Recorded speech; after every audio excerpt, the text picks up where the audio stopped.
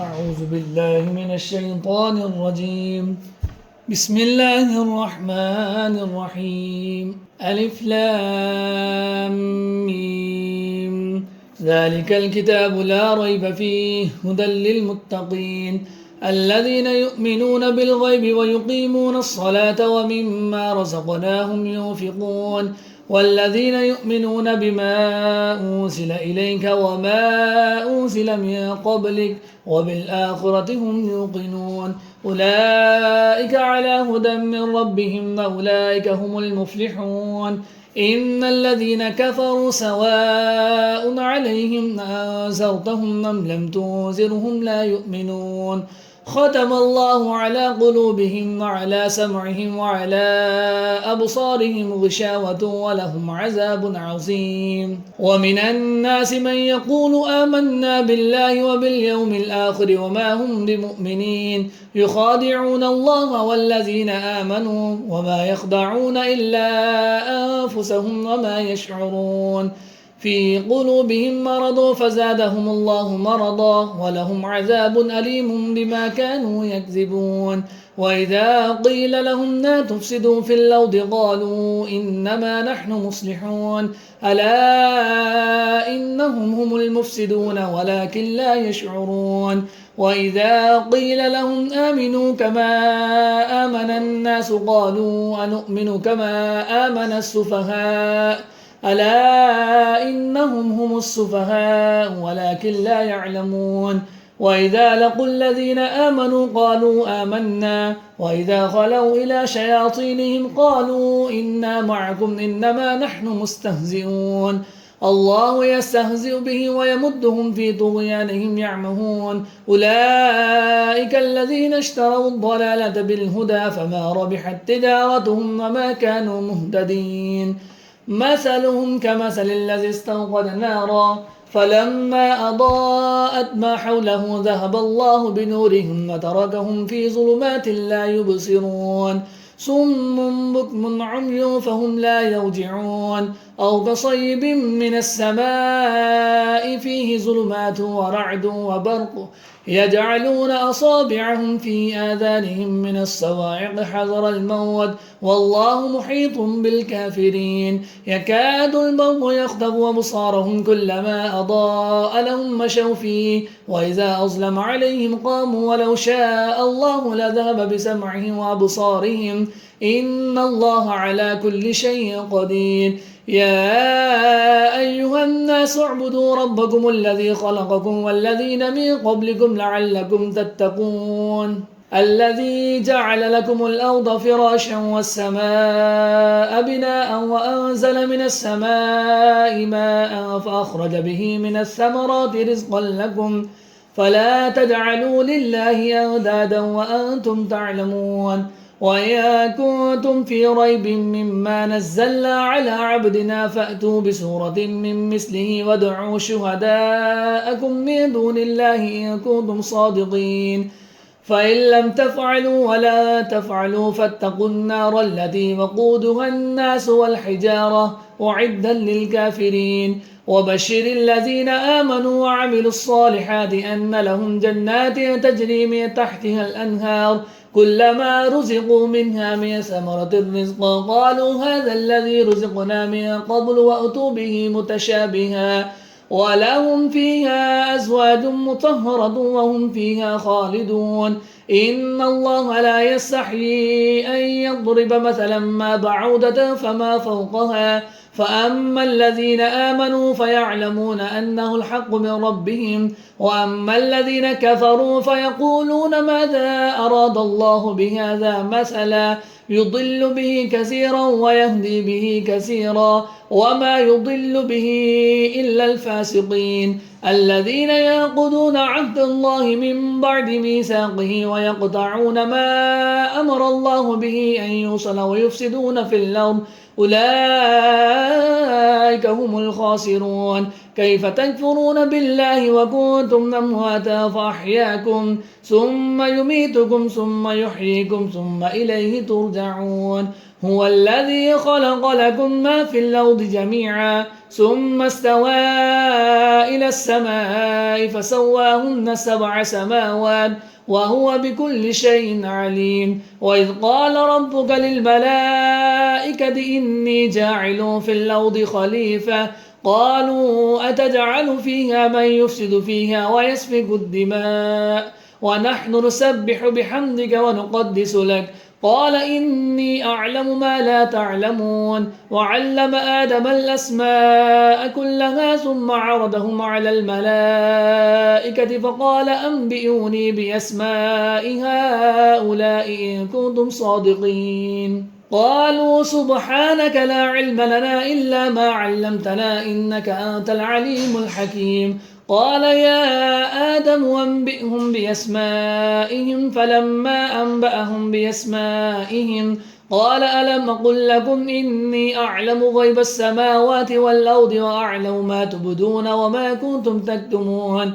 وإذ قلنا للملائكة اسجدوا لآدم فسجدوا إلا إبليس أبى واستكبر وكان من الكافرين وقلنا يا آدم اسكن أنت وزوجك الجنة وكلا منها رغدا حيث شئتما ولا تقربا هذه الشجرة فتكونا من الظالمين فأزلهما الشيطان عنها فأخرجهما مما كانا فيه وقلنا اهبطوا بعضكم لبعض عدو ولكم في الأرض مستقر ومتاع إلى حين فتلقى آدم من ربه كلمات فتاب عليه إنه هو التواب الرحيم قلنا اهبطوا منها جميعا فإما يأتينكم مني هدى فما تبع هداي فلا خوف عليهم ولا هم يحزنون والذين كفروا وكذبوا بآياتنا أولئك أصحاب النار هم فيها خالدون يا بني إسرائيل اذكروا نعمتي التي أنعمت عليكم وأوفوا بعهدي أوف بعهدكم وإياي فارهبون وآمنوا بما أنزلت مصدقا لما معكم ولا تكونوا أول كافر به ولا تشتروا بآياتي ثمنا قليلا وإياي فاتقون ولا تلبسوا الحق بالباطل وتكتموا الحق وأنتم تعلمون وأقيموا الصلاة وآتوا الزكاة واركعوا مع الراكعين أتأمرون الناس بالبر وتنسون أنفسكم وأنتم تتلون الكتاب أفلا تعقلون واستعينوا بالصبر والصلاة وإنها لكبيرة إلا على الخاشعين الذين يظنون أنهم ملاقو ربهم وأنهم إليه راجعون يا بني إسرائيل اذكروا نعمتي التي أنعمت عليكم وأني فضلتكم على العالمين واتقوا يوما لا تجزي نفس عن نفس شيئا ولا يقبل منها شفاعة ولا يؤخذ منها عدل ولا هم ينصرون وإن نجيناكم من آل فرعون يصومونكم سوء العذاب يذبحون أبناءكم ويستحيون نساءكم وفي ذلكم بلاء من ربكم عظيم وإذ فرقنا بكم البحر فأنجيناكم وأغرقنا آل فرعون وأنتم تنظرون وإذ وعدنا موسى 40 ليلة ثم اتخذتم العجل من بعده وأنتم ظالمون ثم عفونا عنكم من بعد ذلك لعلكم تشكرون وإذ آتينا موسى الكتاب والفرقان لعلكم تهتدون وإذ قال موسى لقومه يا قوم إنكم ظلمتم أنفسكم باتخاذكم العجل فتوبوا إلى بارئكم فاقتلوا أنفسكم ذلكم خير لكم عند بارئكم فتاب عليكم إنه هو التواب الرحيم وإذ قلتم يا موسى لن نؤمن لك حتى نرى الله جهرة فأخذتكم الصاعقة وأنتم تنظرون ثم بعثناكم من بعد موتكم لعلكم تشكرون وظللنا عليكم الغمام وأنزلنا عليكم المن والسلوى كلوا من طيبات ما رزقناكم وما ظلمونا ولكن كانوا أنفسهم يظلمون وإذ قلنا ادخلوا هذه القرية فكلوا منها حيث شئتم رغدا وادخلوا الباب سجدا وقولوا حتة نغفر لكم خطاياكم وسنزيد المحسنين. فبدل الذين ظلموا قولا غير الذي قيل لهم فأنزلنا على الذين ظلموا رجزا من السماء بما كانوا يفسقون. وإذ استسقى موسى لقومه فقل اضرب بعصاك الحجر فانفجرت منه 12 عينا قد علم كل أناس مشربهم كلوا واشربوا من رزق الله ولا تعثوا في الأرض مفسدين. وإذ قلتم يا موسى لن نصبر على طعام واحد فادع لنا ربك يخرج لنا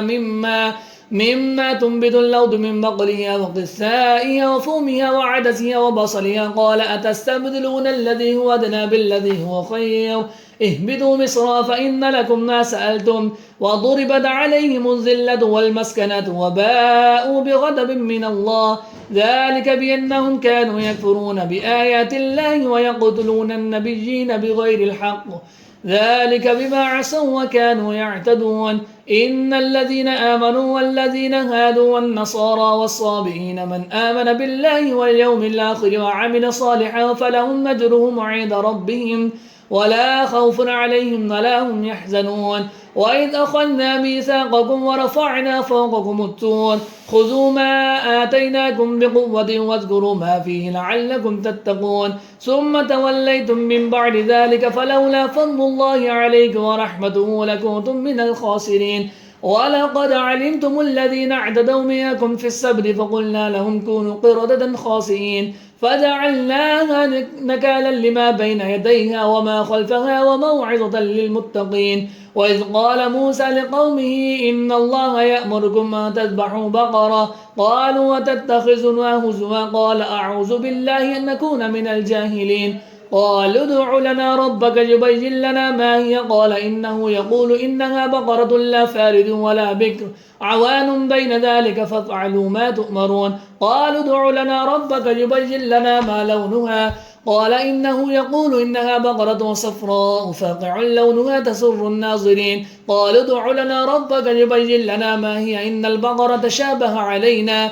وإنا إن شاء الله لمهتدون. قال إنه يقول إنها بقرة لا ذلول تثير الأرض ولا تسقي الحوث مسلمة لا شية فيها قالوا الآن جئت بالحق فذبحوها وما كادوا يفعلون. وإذ قتلتم نفسا فادارأتم فيها والله مخرج ما كنتم تكتمون فقلنا اضربوه ببعضها كذلك يحيي الله الموتى ويريكم آياته لعلكم تعقلون. ثم قست قلوبكم من بعد ذلك فهي كالحجارة أو أشد قسوة وإن من الحجارة لما يتفجر منه الأنهار وإن منها لما يشقق فيخرج منه الماء وإن منها لما يهبط من خشية الله وما الله بغافل عما تعملون. أفتطمعون أن يؤمنوا لكم وقد كان فريق منهم يسمعون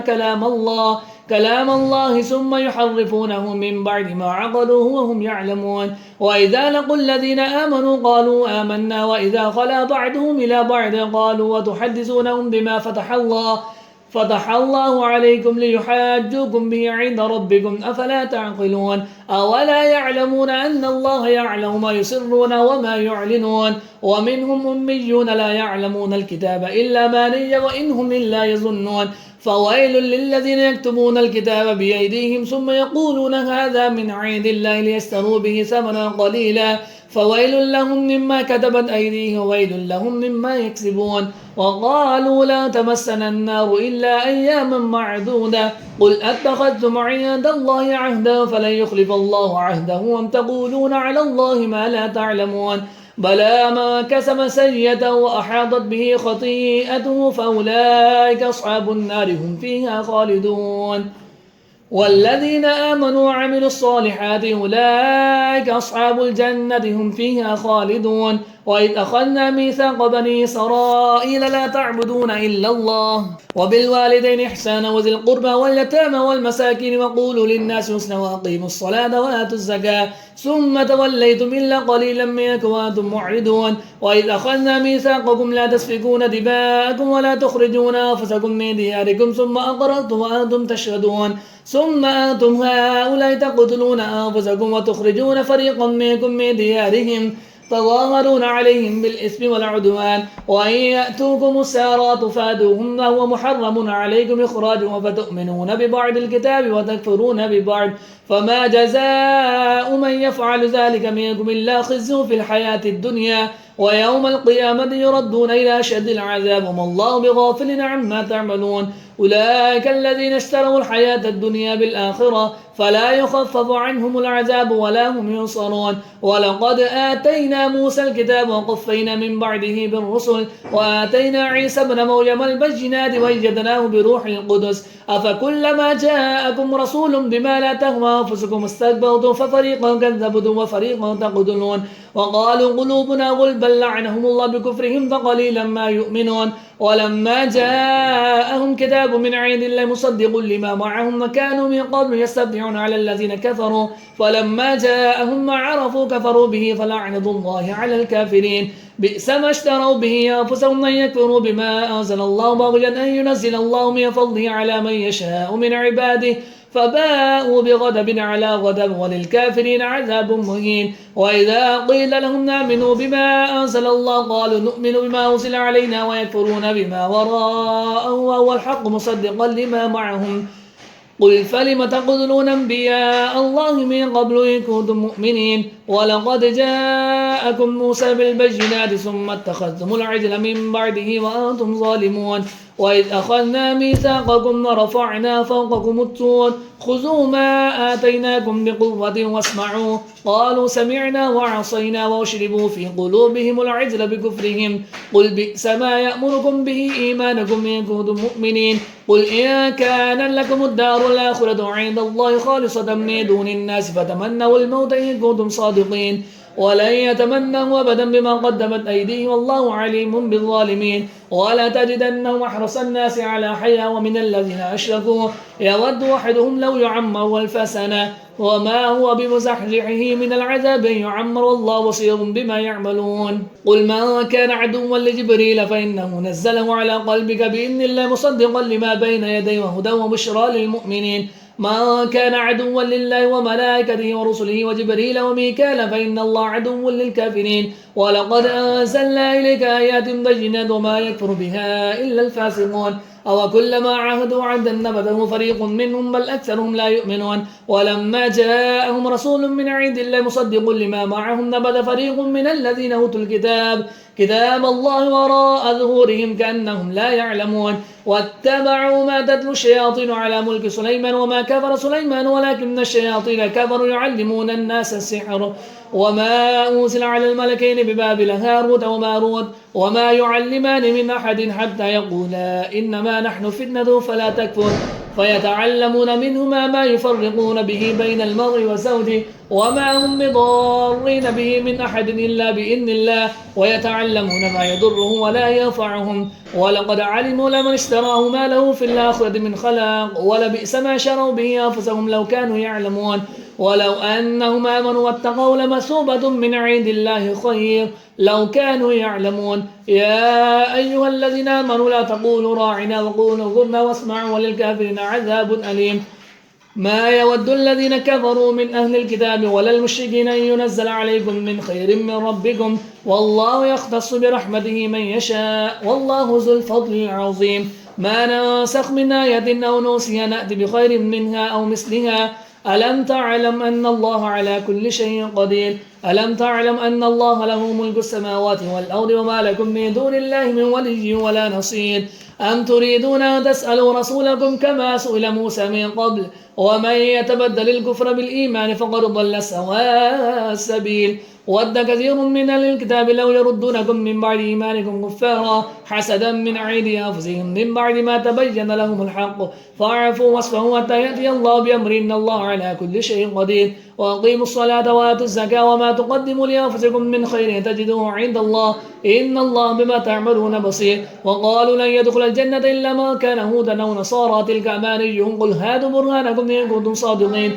بلى من أسلم وجهه لله وهو محسن فله وجهه عند ربه ولا خوف عليهم ولا هم يحزنون وقالت اليهود ليست النصارى على شيء وقالت النصارى ليست اليهود على شيء وهم يتلون الكتاب كذلك قال الذين لا يعلمون مثل قولهم فالله يحكم بينهم يوم القيامة فيما كانوا فيه يختلفون ومن أظلم ممن منع مساجد الله يذكر فيها اسمه وسعى في خرابها أولئك ما كان لهم أن يدخلوها إلا خائفين لهم في الدنيا خزي ولهم في الآخرة عذاب عظيم ولله المشرق والمغرب فإنما تولوا فثم وجه الله إن الله واسع عليم قالوا اتخذ الله ولدا سبحانه بل له ما في السماوات والأرض كل له قانتون بديع السماوات والأرض وإذا قضى أمرا فإنما يقول له كن فيكون وقال الذين لا يعلمون لولا يكلمنا الله وتأتينا آية كذلك قال الذين من قبلهم مثل قولهم تشابه قلوبهم قد بينا الآيات لقوم يوقنون إنا أرسلناك بالحق بشيرا ونذيرا ولا تسأل عن أصحاب الجحيم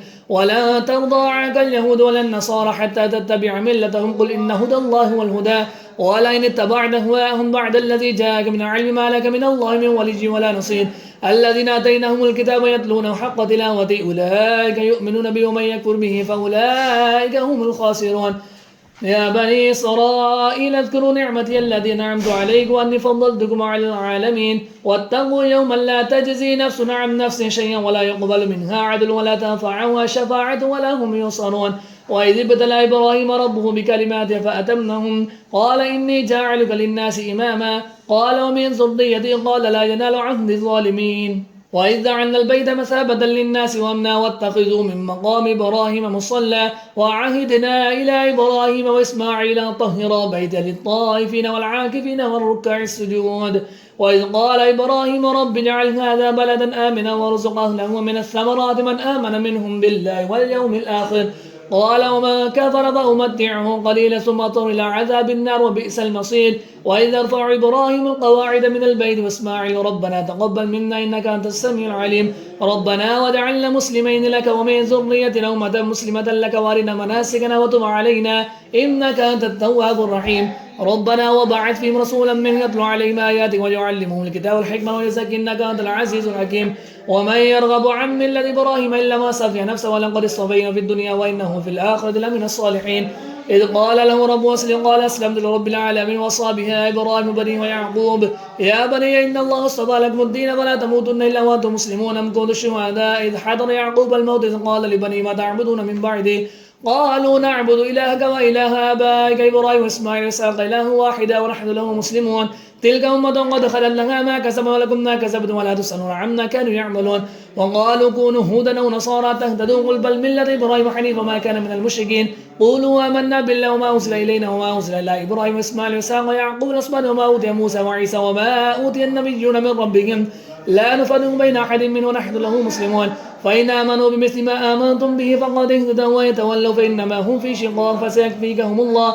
وهو السميع العليم صبغة الله ومن أحسن من صبغة ونحن له عابدون قل تحاجوننا في الله وهو ربنا وربكم ولنا أعمالنا ولكم أعمالكم ونحن له مخلصون أم تقولون إن إبراهيم وإسماعيل وإسحاق ويعقوب الأسباط كانوا هودا أو نصارى قل أنتم أعلم أم الله ومن أظلم مما كتب شهادة عنده من الله وما الله بغافل عما تعملون تلك أمة قد خلت لها ما كسب ولكم ما كسبتم ولا تسألون عما كانوا يعملون سيقول السفهاء من الناس ما ولاهم عن قبلتهم التي كانوا عليها قل لله المشرق والمغرب يهدي من يشاء إلى صراط مستقيم وكذلك جعلناكم وسطا لتكونوا شهداء على الناس ويكون الرسول عليكم شهيدا وما جعلنا القبلة التي كنت عليها إلا لنعلم من يتبع الرسول ممن ينقلب على عقبيه ويا كان لكبيرة إلا على الذين هدى الله وما كان الله ليضيع إيمانكم إن الله بالناس لرؤوف رحيم قال نرى تقلب وجهك في السماء فلنولينك قبلة ترضاها فول وجهك شطر المسجد الحرام وحيث ما كنت فولوا وجوهكم شطرا وإن الذين أوتوا الكتاب لا يعلمون أنه الحق من ربهم والله بغافل عما يعملون ولئن أتيت الذين أوتوا الكتاب بكل آية ما تبعوا قبلتك وما أنت بتابع قبلته وما بعدهم بتابع قبلة بعد ولئن اتبعت أهواءهم من بعد ما جاءك من العلم إنك إذا لمن الظالمين الذين آتيناهم الكتاب يعرفونه كما يعرفون أبناءهم وإن فريقا منهم ليكتمون الحق وهم يعلمون الحق من ربك فلا تكونن من الممترين ولكل وجهة هو موليها فاستبقوا الخيرات أينما تكونوا يأتي بكم الله جميعا إن الله على كل شيء قدير ومن حيث خرجت فولي وجهك شطر المسجد الحرام وإنه للحق من ربي وما الله بغافل عما تعملون ومن حيث خرجت فولي وجهك شطر المسجد الحرام وحيث ما كنت فولي وجوهك شطره لئلا يكون للناس عليكم حجة إلا الذين ظلموا منه فلا تخشاهم واخشوني وليتم نعمتي عليكم ولعلكم تهتدون كما أرسلنا فيكم رسولا منكم يتلو عليكم آياتنا ويزكيكم ويعلمكم الكتاب والحكمة ويعلمكم ما لم تكونوا تعلمون فاذكروني أذكركم واشكروا لي ولا تكفرون يا أيها الذين آمنوا استعينوا بالصبر والصلاة إن الله مع الصابرين ولا تقولوا لمن يقتل في سبيل الأموات بل أحياء ولكن لا تشعرون ولنبلونكم بشيء من الخوف والجوع ونقص من الأموال والأنفس والثمرة وبشر الصابرين الذين إذا أصابتهم مصيبة قالوا إنا لله وإنا إليه راجعون أولئك عليهم صلوات من ربهم ورحمة وأولئك هم المهتدون إن الصفا والمروة من شعائر الله فمن حج البيت واعتمر فلا جناح عليه أن يتطوف بهما وما تتوى خيرا فإن الله شاكر عليم إن الذين يكتمون ما أنزل من البينات والهدى من بعد ما بيناه للناس بالكتاب أولئك يلعنهم الله ويلعنهم اللاعنون إلا الذين تابوا وأصلحوا وبينوا فأولئك أتوب عليه وأنا التواب الرحيم إن الذين كفروا وماتوا وهم كفار أولئك عليهم لعنة الله والملائكة والناس أجمعين خالدين فيها لا يخفف عنهم العذاب ولا هم ينظرون وإلهكم إله واحد لا إله إلا هو الرحمن الرحيم إن في خلق السماوات والأرض واختلاف الليل والنهار والفلك التي تجري في البحر بما ينفع الناس وما أنزل الله من السماء من ماء فأحيا به الأرض بعد موتها وبث فيها من كل دابة وتصريف الرياح والسحاب المسخر بين السماء والأرض لآيات لقوم يعقلون ومن الناس من يتخذ من دون الله أندادا يحبونهم كحب الله والذين آمنوا أشد حبا لله ولو يرى الذين ظلموا إذ يرون العذاب أن القوة لله جميعا وأن الله شديد العذاب إذ تبرأ الذين اتبعوا من الذين اتبعوا ورأوا العذاب وتقطعت بهم الأسباب وقال الذين اتبعوا لو أن لنا كرة فنتبرأ منهم كما تبرأوا منا كذلك يريهم الله أعمال حسرات عليهم ما هم بخارجين من النار يا أيها الناس كلوا مما في الأرض حلالا طيبا ولا تتبعوا خطوات الشيطان إنه لكم عدو مبين إنما يأمركم بالسوء والفحشاء وأن تقولوا على الله ما لا تعلمون وإذا قيل لهم اتبعوا ما أنزل الله قالوا بل نتبع ما ألفينا عليه آباءنا أولو كان آباءهم لا يعقلون شيئا ولا يهتدون ومثل الذين كفروا كمثل الذين يعقل ما لا يسمع إلا دعاء ونداء صم بكم عمي فهم لا يعقلون يا أيها الذين آمنوا كلوا من طيبات ما رزقناكم واشكروا لله إن كنتم إياه تعبدون إنما حرم عليكم الميتة والدم ولحم الخنزير وما أهل به لغير الله فمن اضطر غير باغ ولا عاد فلا إثم عليه إن الله غفور رحيم إن الذين يكتمون ما أنزل الله من الكتاب ويشترون به ثمنا قليلا أولئك ما يأكلون في بطون إلا النار ولا يكلمهم الله يوم القيامة ولا يزكيهم ولهم عذاب أليم أولئك الذين استنوا الضلالة بالهدى فما والعذاب بالمغفرة فما أصبرهم على النار ذلك بأن الله نزل الكتاب بالحق وإن الذين اختلفوا في الكتاب لفي شقاق بعيد ليس البر أن تولوا وجوهكم قبل المشرق والمغرب ولكن البر من آمن بالله واليوم الآخر والملائكة والكتاب والنبيين وآتى المال على حبه ذوي القربى واليتامى والمساكين وابن السبيل والسائلين وفي الرقاب وأقام الصلاة وآتى الزكاة والموفون بعهدهم إذا عاهدوا والصابرين في البأساء والضراء وحين البأس أولئك الذين صدقوا وأولئك المتقون يا أيها الذين آمنوا كتب عليكم القصاص في القتلى الحر بالحر والعبد بالعبد والأنثى بالأنثى فمن عفي له من أخيه شيء فاتباع بالمعروف فأداء إليه بإحسان ذلك تخفيف من ربك ورحمة فمن اعتدى بعد ذلك فله عذاب أليم ولكم في القصاص حياة يا أولي الألباب لعلكم تتقون كتب عليكم إذا حضر أحدكم الموت إن ترك خيرا للوصية للوالدين والأقربين بالمعروف حقا على المتقين فمن بدله بعد ما سمعه فإنما اسمه على الذين يبدلون إن الله سميع عليم فمن خاف من موسى جنفا أو اسما فصل بين فلا اسم عليه إن الله غفور رحيم يا أيها الذين آمنوا كتب عليكم الصيام كما كتب على الذين من قبلكم لعلكم تتقون أياما معدودات فما كان منكم مريضا أو على سفر فعدة من أيام أخر وعلى الذين يطيقونه فدية طعام مسكين فما تسوى خيرا فهو خير له وأن تصوموا خير لكم إن كنتم تعلمون شهر رمضان الذي أنزل فيه القرآن هدى للناس وبينات من الهدى والفرقان فمن شهد منكم الشهر فليصم وما كان مريدا أو على سفر فعدة من أيام أخر يريد الله بكم اليسر ولا يريد بكم العسر ولتكملوا العدة ولتكبروا الله على ما هداكم ولعلكم تشكرون وإذا سألك عبادي عني فإني قريب أجيب دعوة الداع إذا دعاني فليستجيبوا لي وليؤمنوا بي لعلهم يرشدون أحل لكم ليلة الصيام الرفث إلى نسائكم هن لباس لكم وأنتم لباس لهم علم الله أنكم كنتم تختانون أنفسكم فتاب عليكم وعفى عنكم فالآن باشرون وابتغوا ما كتب الله لكم وكلوا واشربوا حتى يتبين لكم الخيط الأبيض من الخيط الأسود من الفجر ثم أتموا الصيام إلى الليل ولا تباشروهن وأنتم عاكفون في المساجد تلك حدود الله فلا تقربوها كذلك يبين الله آياته للناس لعلهم يتقون ولا تأكلوا أموالكم بينكم بالباطل وتدلوا بها إلى الحكام لتأكلوا فريق من أموال الناس بالإثم وأنتم تعلمون يسألونك عن الأهلة قل هي مواقيت للناس والحج وليس البر بأن تأتوا البيوت من ظهورها ولكن البر من اتقى وأتوا البيوت من أبوابها واتقوا الله لعلكم تفلحون وقاتلوا في سبيل الله الذين يقاتلونك ولا تعتدوا إن الله لا يحب المعتدين وقتلوهم حيث ثقفتم واخرجوا من حيث أخرجوكم والفتنة أشد من القتل ولا تقاتلوهم عند المسجد الحرام حتى يقاتلوكم فيه فإن قاتلوكم فاقتلوهم كذلك جزاء الكافرين فإن ينتهوا فإن الله غفور رحيم وقاتلهم حتى لا تكون فتنة ويكون الدين لله فإن ينتهوا فلا عدوان إلا على الظالمين الشهر الحرام بالشهر الحرام والحرمات القصاص فمن اعتدى عليكم فاعتدوا عليه بمثل ما اعتدى عليكم واتقوا الله واعلموا ان الله مع المتقين وانفقوا في سبيل الله ولا تلقوا بايديكم الى التهلكه واحسنوا ان الله يحب المحسنين واتموا الحج والعمره لله فان احسن فما استيسر من الهدي ولا تحلقوا رؤوسكم حتى يبلغ الهدي المحل فما كان منكم مريضا او به اذى من راس ففدية من صيام او صدقه او نسك فاذا امنتم فما تمتع بالعمر الى الحج فما استيسر من الهدي فمن لم يجد فصيام 3 أيام من الحج و7 إذا رجعتم تلك 10 كاملة ذلك لمن لم يكن أهله حاضر المسجد الحرام واتقوا الله واعلموا أن الله شديد العقاب فالحج أشهر معلومات فما فرض فيهن الحج فلا رفث ولا فسوق ولا جدال بالحج وما تفعلوا من خير يعلمه الله وتزودوا فإن خير زاد التقوى واتقون يا أولي الألباب ليس عليكم جناح أن تبتغوا فضلا من ربكم فإذا فضتم من عرفات فاذكروا الله عند المشعر الحرام واذكروه كما هداكم وإن كنتم من قبل من الضالين ثم أفيضوا من حيث أفاد الناس واستغفروا الله إن الله غفور رحيم فإذا قضيتم مناسككم فاذكروا الله كذكركم آباءكم أو أشد ذكرا فمن الناس من يقول ربنا آتنا في الدنيا وما له في الآخرة من خلاق ومنهم من يقول ربنا آتنا في الدنيا حسنة وفي الآخرة حسنة وقنا عذاب النار أولئك لهم نصيب مما كسبوا والله سريع الحساب واذكروا الله في أيام معدودة فما تعجل في يومين فلا إثم عليه وما تأخر فلا إثم عليه لمن اتقى واتقوا الله واعلموا أنكم إليه تحشرون ومن الناس من يعجب قوله في الحياة الدنيا ويشهد الله على ما في قلبه وهو ألد الخصام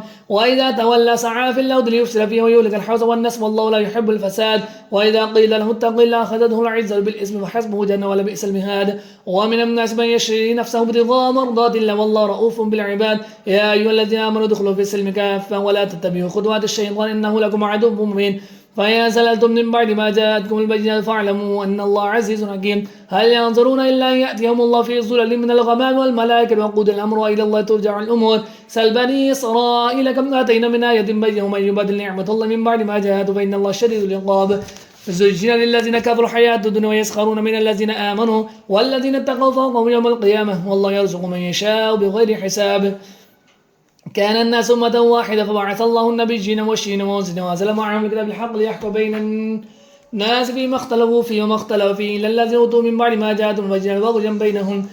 فهدى الله الذين آمنوا لما اختلفوا فيه من الحق بإذن الله يهدي من يشاء إلى صراط مستقيم أم حسبتم أن تدخلوا الجنة ولما يأتكم مثل الذين خلوا من قبلكم مستهم البأساء والضراء وزلزلوا حتى يقول الرسول الذين آمنوا معه متى نصر الله ألا إن نصر الله قريب يسألونك ماذا ينفقون قل ما أنفقتم من خير فللوالدين والأقربين واليتامى والمساكين وابن السبيل وما تفعلوا من خير فإن الله به عليم كتب عليكم القتال وهو كره لكم وعسى أن تكرهوا شيئا وهو خير لكم وعسى أن تحبوا شيئا وهو شر لكم والله يعلم وأنتم لا تعلمون يسألونك عن الشهر الحرام قتال فيه قل قتال فيه كبير وصد عن سبيل كفر به والمسجد الحرام وإخراج أهل من أكبر عند الله والفتنة أكبر من القتل ولا يزالون يقاتلونكم حتى يردوكم عن دينكم إن استطاعوا ومن يرتد منكم عن دينه فيمت وهو كافر فأولئك حبط أعمال في الدنيا والآخرة وأولئك أصحاب النار هم فيها خالدون إن الذين والذين هاجروا وجاهدوا في سبيل أولئك يرجون رحمة الله والله غفور رحيم. يسألونك عن الخمر والميسر قل فيهما اسم كبير ومنافع للناس واسمهما أكبر من نفعهما ويسألونك ماذا ينفقون قل العفو كذلك يبين الله لكم الآيات لعلكم تتفكرون في الدنيا والآخرة. ويسألونك عن اليتامى قل إصلاح له خير وإن تخالطوا إخوانكم فإخوانكم والله يعلم المفسد من المصلح ولو شاء الله لأعنتكم إن الله عزيز حكيم. ولا تنكحوا المشركات حتى يؤمن ولا عبد مؤمن خير من مشرك ولو أعجبتكم ولا تنكحوا المشركين حتى يؤمنوا ولا عبد مؤمن خير من مشرك ولو أعجبكم أولئك يدعون إلى النار والله يدعو إلى الجنة والمغفرة بإذنه ويبين آياته للناس لعلهم يتذكرون. ويسألونك عن المحيض قل هو ذا فاعتزلوا النساء في المحيض ولا تقربوهن حتى يطهرن فإذا تطهرن فأتون من حيث أمركم الله إن الله يحب التوابين ويحب المتطهرين. نساءكم حرث لكم فأتوا حرثكم إن شئتم وقدموا لأنفسكم واتقوا الله واعلموا أنكم ملاقوه وبشر المؤمنين. ولا تجعلوا الله عرضة لأيمانكم وأن تبروا وتتقوا وتصلحوا بين الناس والله سميع عليم. لا يؤاخذكم الله باللغو في أيمانكم ولكن يؤاخذكم بما كسبت قلوبكم والله غفور حليم. للذين يؤلون من نسائهم تربص 4 أشهر فإن فاءوا فإن الله غفور رحيم. وإن أعزموا الطلاق فإن الله سميع عليم. والمطلقات يتربصن بأنفسهن 3 قروء ولا يحل لهن أن يكتمن ما خلق الله في أرحامهن إن كن يؤمن بالله واليوم الآخر وبعولتهن حق بردهن في ذلك إن أرادوا إصلاحا ولهن مثل الذي عليهن بالمعروف فليضربن عليهن درجة والله عز حكيم. الطلاق مرتان فإمساك بمعروف أو تسليم بإحسان ولا يحل لكم أن تأخذوا مما آتيتمون شيئا إلا أن يخاف أن يقيم حدود الله وإن خفتم ألا يقيم حدود الله فلا جناح عليهما فيه ما افتدت به تلك حدود الله فلا تعتدوها ومن يتعدى حدود الله فأولئك هم الظالمون. فإن طلقها ولا تحل لهم من بعد حتى تنكح زوجا غيره فإن طلقها فلا جناح عليهما أن يتراجعا إن ظنا أن يقيم حدود الله وتلك حدود الله يبينها لقوم يعلمون. وإذا طلقتم النساء فبلغن أجلهن فامسكوهن بمعروف أو سرحوهن بمعروف ولا تمسكوهن ضرارا لتعتدوا ومن يفعل ذلك فقد ظلم نفسه. ولا تتخذوا آيات الله هزوا واذكروا نعمة الله عليكم وما أنزل عليكم من الكتاب والحكمة يعظكم واتقوا واعلموا أن الله بكل شيء عليم. وإذا طلقتم النساء فبلغن أجلهن فلا تعضلوهن أن ينكحن أزواجهن إذا تراضوا بينهم بالمعروف ذلك يوعظ بما كان منكم يؤمن بالله واليوم الآخر ذلك أزكى وأطهر والله يعلم وأنتم لا تعلمون. والوالدات يرضعن أولادهن حولين كاملين لمن أراد أن يتم الرضاعة وعلى المولود له رزقهن وكسوتهن بالمعروف لا تكلف نفس إلا وسعها لا تضار والد بولدها ولا مولود له بولده وعلى الوارث مثل ذلك فإن أراد فصالا عن تراض منه وتشاور فلا جناح عليهما.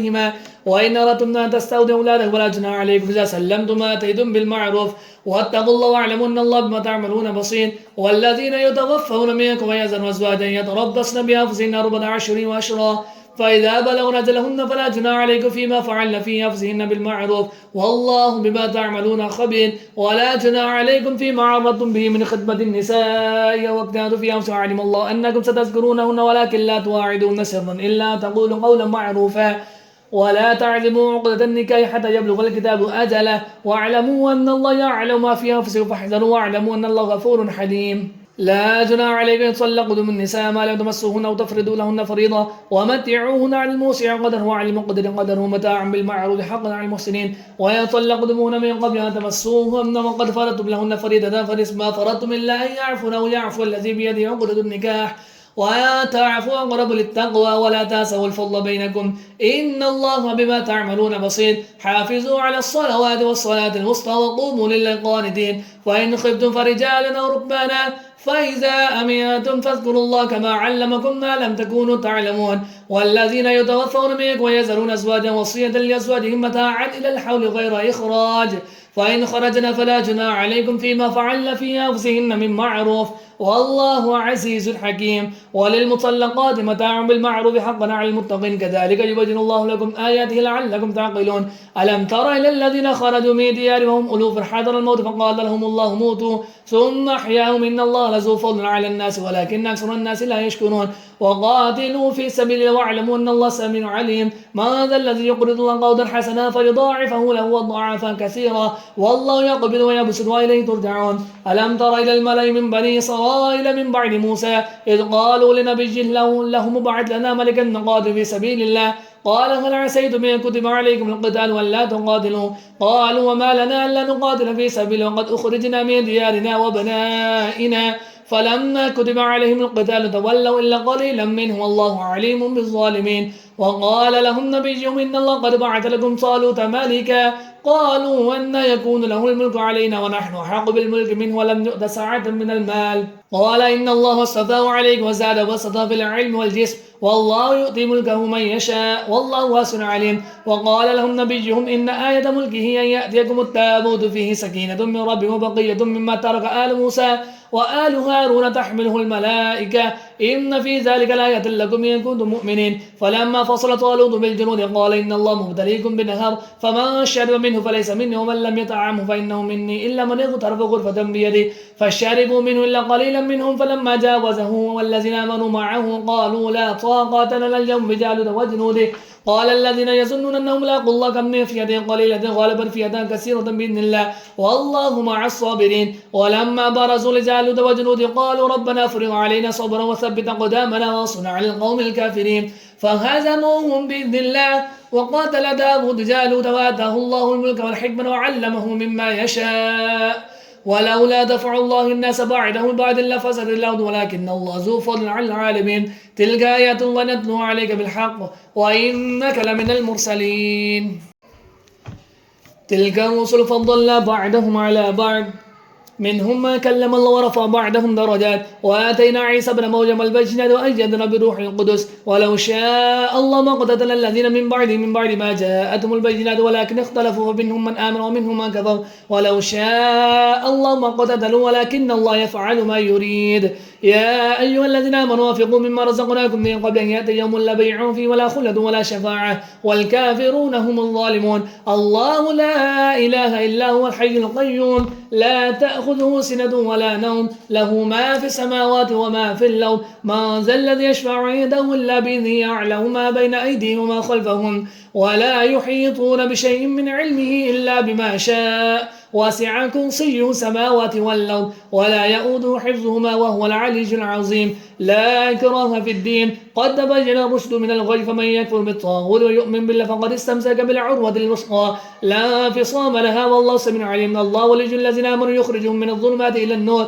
والذين كفروا أولياءهم الطاغوت يخرجونهم من النور إلى الظلمات أولئك أصحاب النار هم فيها خالدون. ألم تر إلى الذي حاج إبراهيم في ربه أن آتاه الله الملك إذ قال إبراهيم ربي الذي يحيي ويميت قال أنا أحيي وأميت قال إبراهيم فإن الله يأتي بالشمس من المشرق فأت بها من المغرب فبهت الذي كفر والله لا يهدي القوم الظالمين. أو كالذي مر على قرية وهي خاوية على عروشها قال أن يحيي هذه إلا بعد موتها فأماته الله 100 عام ثم بعثه قال كم لبثت قال لبثت يوما أو بعد يوم قال بل لبثت 100 عام فانظر إلى طعامك وشرابك لم يتسنى وانظر إلى حمارك ولنجعلك آية للناس وانظر إلى العظام كيف ننشزها ثم نكسوها لحما فلما تبين له قال أعلم أن الله على كل شيء قدير. وإذ قال إبراهيم ربي أرني كيف تحيي الموتى قال ولم تؤمن قال بلى ولكن ليطمئن قلبي قال فخذ 4 من الطير فصرهن إليك ثم اجعل على كل جبل منهن جزءا ثم ادعهن يأتينك سعيا واعلم أن الله عزيز حكيم. مثل الذين ينفقون أموالهم في سبيل الله كمثل حبة أنبتت 7 سنابل في كل سنبلة 100 حبة والله يضاعف لمن يشاء والله واسع عليم. الذين ينفقون أموالهم في سبيل الله ثم لا يتبعون ما أنفقوا منا ولا أذى لهم أجرهم عند ربهم ولا خوف عليهم ولا هم يحزنون قول معروف ومغفرة خير من صدقة يتبعها أذى والله غني حليم. يا أيها الذين آمنوا لا تبطلوا صدقاتكم بالمن والأذى كالذي ينفق ماله رئاء الناس ولا يؤمن بالله واليوم الآخر فمثله كمثل صفوان عليه تراب فأصابه وابل فتركه صلدا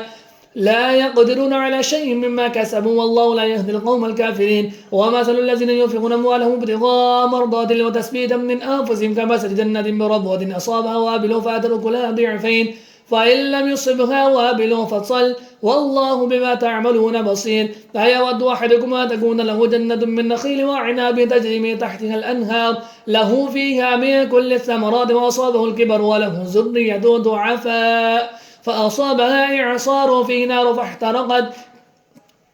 كذلك يبين الله لكم الآيات لعلكم تتفكرون. يا أيها الذين آمنوا وانفقوا من طيبات ما كسبتم ومما أخرجنا لكم من الأرض ولا تيمموا الخبيث منه تنفقون ولستم بآخذه إلا تغمضوا فيه واعلموا أن الله غني حميد.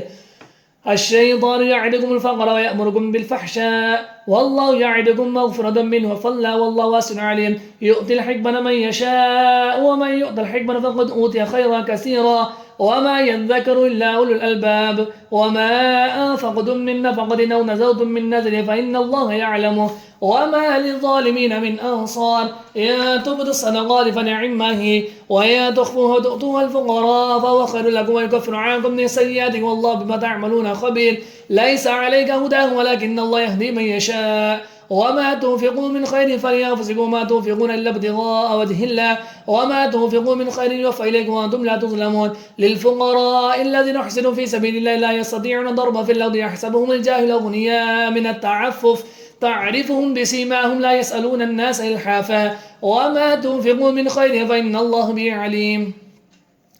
الذين ينفقون أموالهم بالليل والنهار سرا وعلانية فلهم أجرهم عند ربهم ولا خوف عليهم ولا هم يحزنون الذين يأكلون الربا لا يقومون إلا كما يقوم الذي يتخبطه الشيطان من المس ذلك بأنهم قالوا إنما البيع مثل الربا وأحل الله البيع وحرم الربا فمن جاءه موعظة من ربه فانتهى فله ما سلم أمره إلى الله ومن عاد فأولئك أصحاب النار هم فيها خالدون يمحق الله الربا ويربي الصدقات والله لا يحب كل كفار أثيم إن الذين آمنوا وعملوا الصالحات وأقاموا الصلاة وآتوا الزكاة لهم أجرهم عند ربهم ولا خوف عليهم ولا هم يحزنون يا أيها الذين آمنوا اتقوا الله وذروا ما بقي من الربا إن كنتم مؤمنين فإن لم تفعلوا فأذنوا بحرب من الله ورسوله يتبدوا فلكم رؤوس أموالكم لا تظلمون ولا تظلمون وإن كان ذو عسرة فنزلة إلى ميسرة وأن تصدقوا خير لكم إن كنتم تعلمون واتقوا يوما ترجعون فيه إلى الله ثم توفى كل نفس ما كسبت وهم لا يظلمون يا أيها الذين آمنوا إذا تداينتم بدين إلى أجل مسمى فاكتبوه وليكتب بينكم كاتب بالعدل ولا يأبى كاتب أن يكتب كما علمه الله فليكتب وليملل الذي عليه الحق وليتق الله ربه ولا يبخس منه شيئا فإن كان الذي عليه الحق سفيها أو ضعيفا أو لا يستطيع أن يمله فليملل وليه بالعدل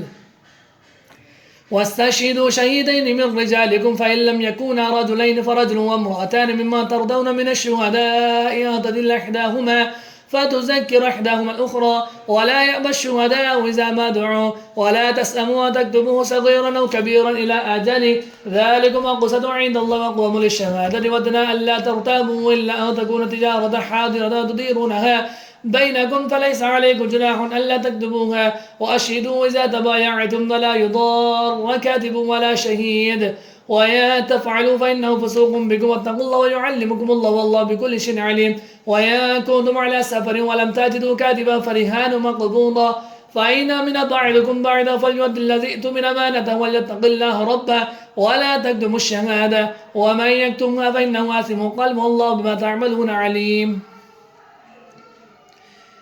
لله ما في السماوات وما في الأرض ويا تبدوا ما في أنفسكم أو تخفوا يحاسبكم به الله فيغفر لمن يشاء ويعذب من يشاء والله على كل شيء قدير آمن الرسول بما أنزل إليه من ربه والمؤمنون كلنا آمن بالله وملائكته وكتبه ورسله لا نفرق بين أحد من رسله وقالوا سمعنا وأطعنا غفرانك ربنا وإليك المصير لا يكلف الله نفسا إلا وسعها لها ما كسبت وعليها ما اكتسبت ربنا لا تؤاخذنا إن نسينا أو أخطأنا ربنا ولا تحمل علينا إصرا كما حملته على الذين من قبلنا ربنا ولا تحملنا ما لا طاقة لنا به واعف عنا واغفر لنا وارحمنا أنت مولانا فانصرنا على القوم الكافرين